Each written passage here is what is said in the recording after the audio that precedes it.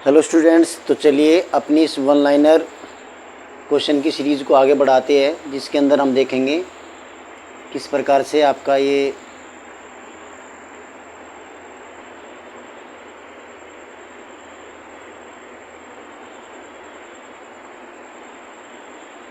Hello students, तो चलिए अपनी इस सीरीज़ को आगे बढ़ाते हैं, जिसमें हमारे साइंस के वन लाइनर क्वेश्चंस जिसे हम देखेंगे।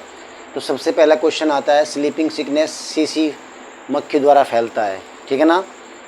इसके बाद में प्लाज्मोडियम होल्सिफेरम मलेरिया परजीवी से होता है, यानी कि जो आपका मलेरिया रोग होता है वो एक परजीवी की वजह से होता है, जो कि आपका प्लाज्मोडियम, जिसका कि नाम है आपका फाल्सीफेरम। इसके बाद में मलेरिया परजीवी की खोज लेब्रॉन ने की थी। ये भी महत्वपूर्ण क्वेश्चन है कि मलेरिया की खोज किसने करी थी।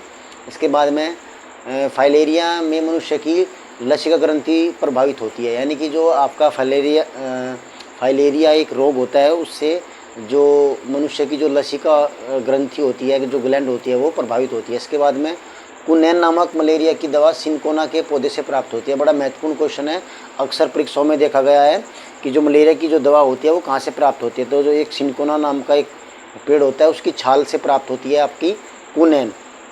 इसके बाद में भारत में हेपेटाइटिस बी रोगों की संख्या अधिकतम है, यानी कि हेपेटाइटिस बी, हेपेटाइटिस ये जो लीवर संबंधी बीमारी होती है, ये लीवर संबंधी होती है। इसके बाद में इसकी भी कई वैरायटी होती है, जैसे हेपेटाइटिस ए, हेपेटाइटिस बी, ठीक है ना, हेपेटाइटिस सी। इसके बाद में आगे बढ़ जाते हैं, एस्पिरिन तथा पेंटाजोसिन नामक औषधियाँ विल्लो से प्राप्त की जाती है। विल्लो एक प्रकार की लकड़ी होती है, ठीक है ना।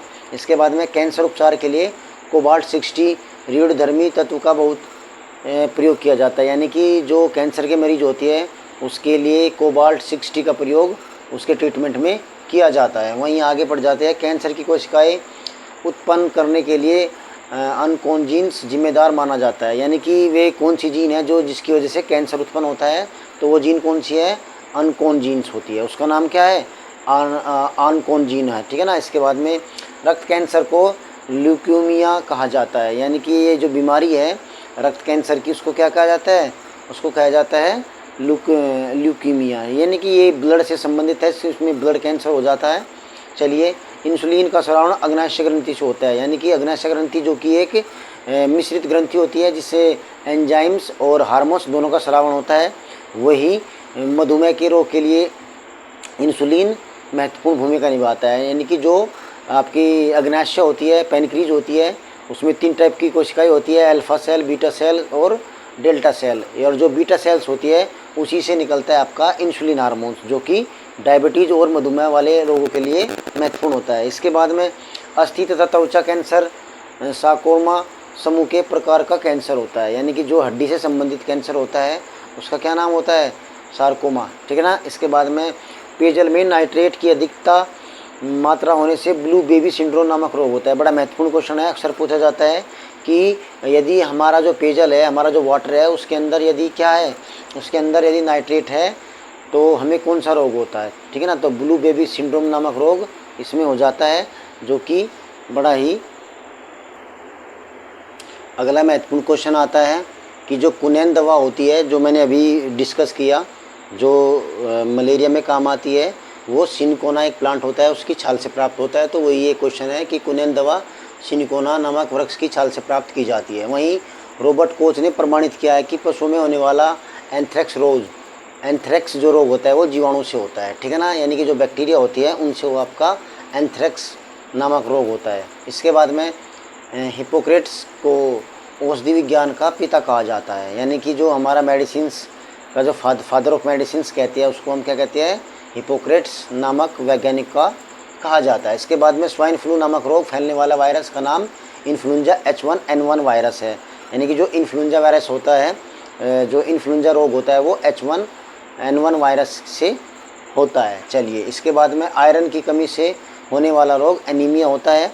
जैसे मैंने बताया था, हीमोग्लोबिन यदि किसी में कम होता है तो हीमोग्लोबिन जो होता है उसका रंग लाल होता है, और उसकी लाल रंग होने का कारण क्या होता है? आयरन होता है। इसी वजह से जो बॉडी में रक्त की कमी होती है उसको एनीमिया रोग कहती है। चलिए, इसके बाद में आयोडीन की कमी से ग्वाटर बीमारी हो जाती है, यानी कि जो हम अपने भोजन में आयरन नहीं लेते हैं तो उसको गोइटर बीमारी हो जाती है। इसके बाद में इम्यूनोलॉजी के जनक एडवर्ड जेनर को कहा जाता है, ठीक है ना।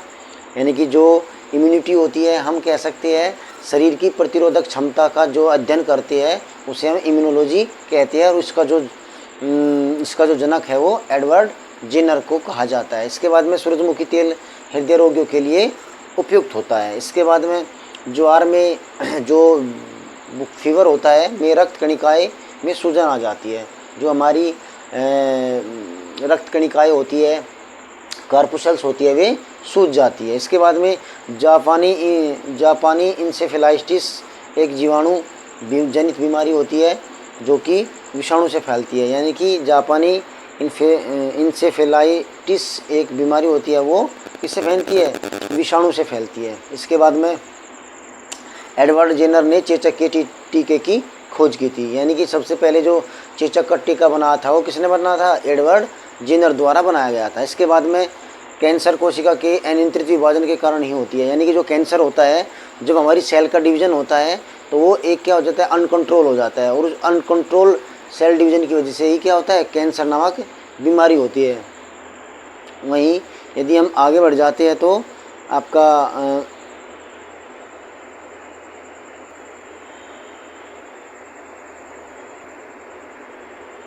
इसके बाद का जो अगला क्वेश्चन हम देखते हैं कि जो जीवाणु तथा नीले हरित शैवाल की कोशिकाएं प्रोकैरियोटिक कोशिका होती है। यानी कि जब हमने पढ़ा था सेल दो प्रकार की होती है, प्रोकैरियोटिक और यूकैरियोटिक, तो उसमें एग्जाम्पल हमारा क्या आया था कि जो जीवाणु और जो नीले हरित शैवाल होती है, ब्लू ग्रीन एल्गी होती है, वो प्रोकैरियोटिक सेल्स का एग्जाम्पल है, ठीक है ना। चलिए आगे बढ़ जाए।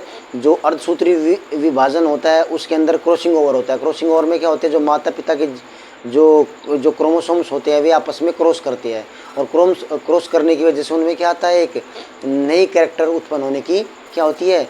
एक संभावना होती है। चलिए इसके बाद में जैसे कोशिका विभाजन की बात करें तो दो प्रकार के कोशिका विभाजन हो सकते हैं।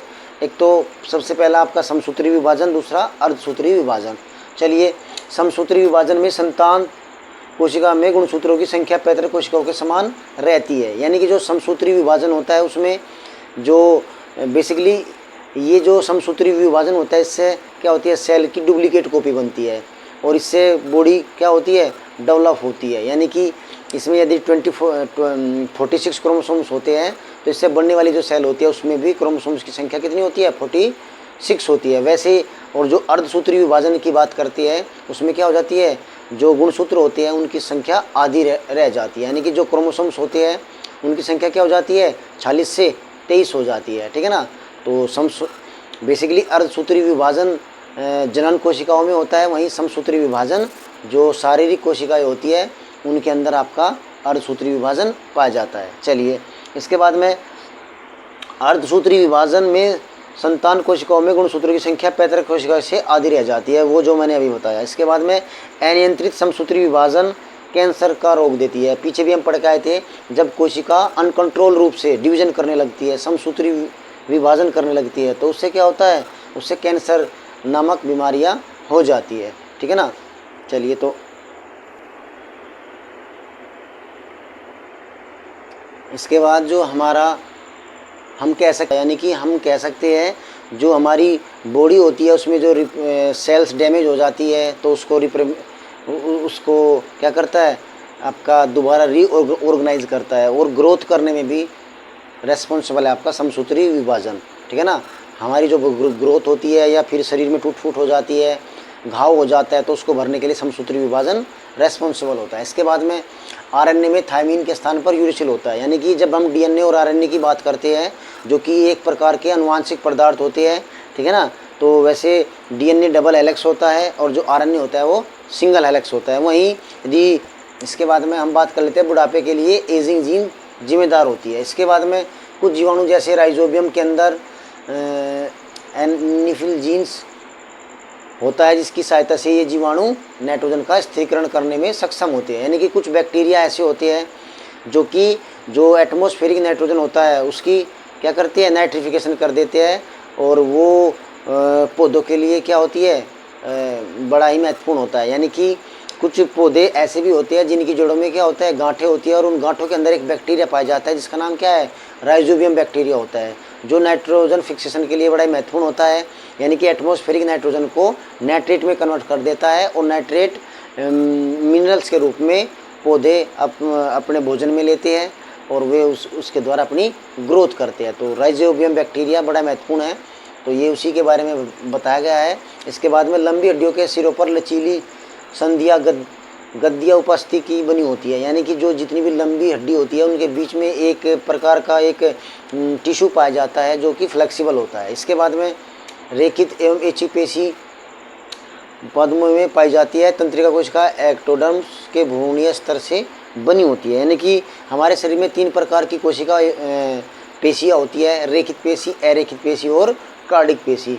यदि रेखित पेशी की बात कर लेते हैं, ठीक है ना, तो ये आपकी क्या होती है, रेखित एवं ऐच्छिक पेशियाँ।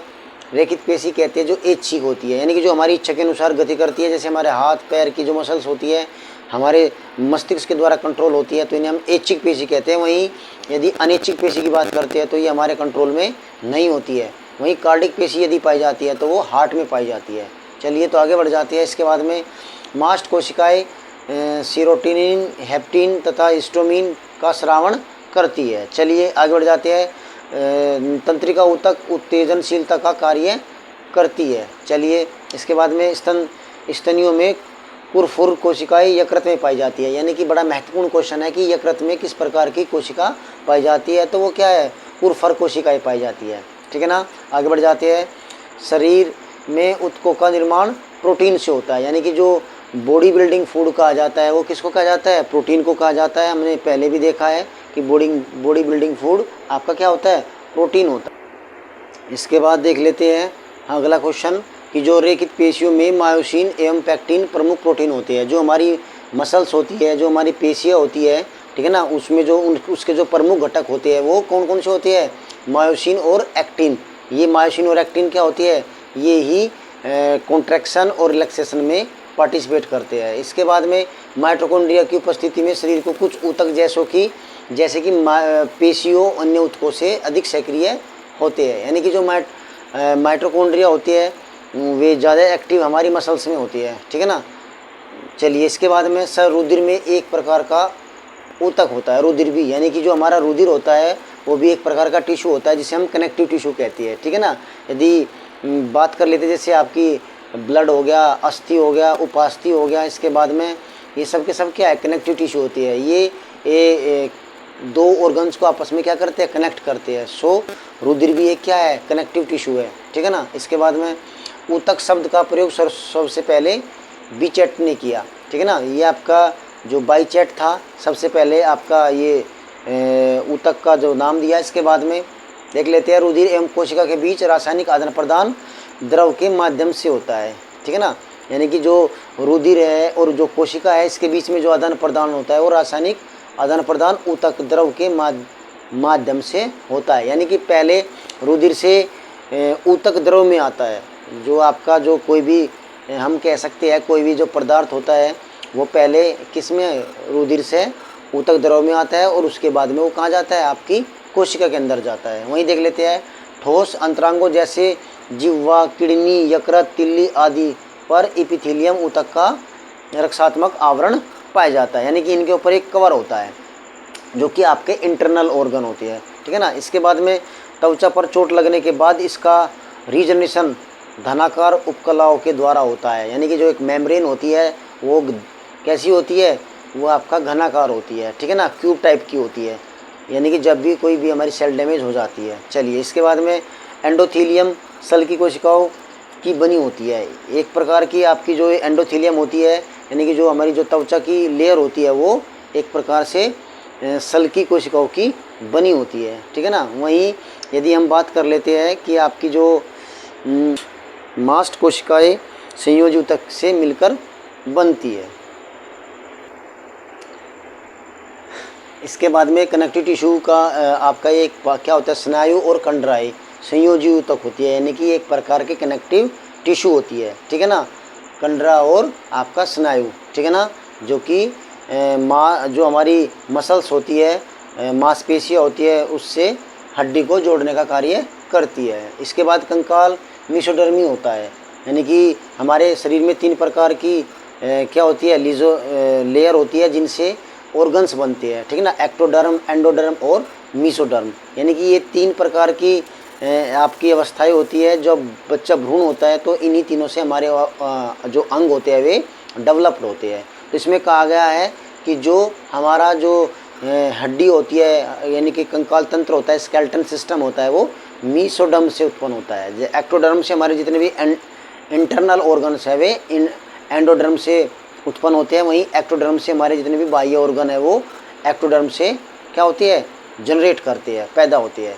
इसके बाद में त्वचा को जैक ऑफ ऑल ट्रेड्स भी कहा जाता है। यानी कि इसका जो अर्थ होता है कि ये बहुत सारे कार्य करती है आपकी कौन सी, त्वचा, ठीक है ना। चलिए इसके बाद में काली त्वचा पर सूर्य की पराबैंगनी किरणों का कम प्रभाव पड़ता है। यानी कि जो अल्ट्रावायलेट रेज होती है, पराबैंगनी किरणें होती है, वो जो स्किन काली होती है उनकी निगी तो उनके ऊपर कम प्रभाव डालती है। वहीं जो आपकी वाइट त्वचा होती है उसके ऊपर ही अल्ट्रावायलेट रेज का ज़्यादा इम्पैक्ट होता है। वहीं मस्तिष्क, मेरुरज्जु और तंत्रिकाएँ सभी तंत्रिका ऊतक की बनी होती है, ठीक है ना। इसके बाद में देख लेते हैं, आगे चलते हैं। हृदय पेशियाँ केवल हृदय भित्ति, हार्ट वाल में पाई जाती है, ठीक है ना, यानी जो कार्डिक पेशी हम जिसे हम कहते हैं। इसके बाद में हृदय पेशी में अत्यधिक मात्रा में माइटोकॉन्ड्रिया पाया जाता है।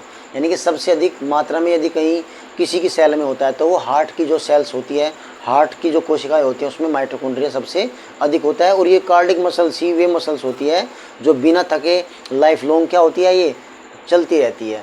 इसके अलावा जितनी भी हमारी रेखित पेशी होती है या अरेखित पेशी होती है, ये एक समय के बाद में थक जाती है। चलिए इसके बाद में हम बात कर लेते हैं हृदय की पेशियों का संकुचन का नियंत्रण तंत्रिका का तंत्र के नियंत्रण में न होकर स्वयं पेशियों के नियंत्रण में होता है। यानी कि जो आपका ऑटोनोमस सिस्टम होता है, स्वतंत्र होता है, ठीक है ना। यानी कि आपका जो हार्ट की जो मसल्स होती है, कार्डिक मसल्स होती है, वो ऑटोनोमस सिस्टम से क्या करती है, वर्क करती है, ठीक है ना। इसका ब्रेन से कोई क्या नहीं होता, कंट्रोल नहीं होता, ठीक है ना। तो ये ऑटोनोमस है।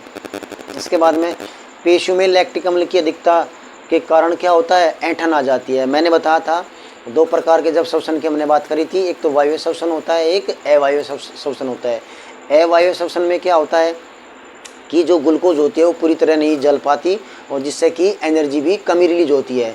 और बट उसका रिजल्ट ये होता है कि जो ग्लूकोज होती है वो लैक्टिक एसिड में बदल जाती है और जैसी लैक्टिक एसिड हमारी मसल्स में इकट्ठा होने लगता है तो हमारी मसल्स में ऐंठन आ जाती है, ठीक है ना। तो इसी का कारण वही है, इस थकावट होती है। पेशियाँ मानव शरीर का औसतन 40% से 50% भाग बनाती है, ठीक है ना। मसल्स मतलब मांस। इसके बाद में पेशी तंतु के आवरण को सार्कोलेमा एवं इसमें पाए जाने वाले द्रव को सार्कोप्लाज्म कहा जाता है। यानी कि इसके अंदर जो एक आवरण होता है उसको सार्कोलेमा कहते हैं। क्या, जो आपकी मसल्स होती है, मसल्स के जो फाइबर होते हैं उसकी जो ऊपर की लेयर होती है उसको क्या कहती है, सार्कोलेमा कहती है। और उसके अंदर जो लिक्विड पाया जाता है उसको सार्कोलेमा प्लाज्म कहते हैं, सार्कोमा प्लाज्म कह देते हैं। इसके बाद में यदि हम आगे बढ़ जाते हैं तो कंडरा पेशी को हड्डियों से जोड़ने का कार्य करती है, ठीक है ना।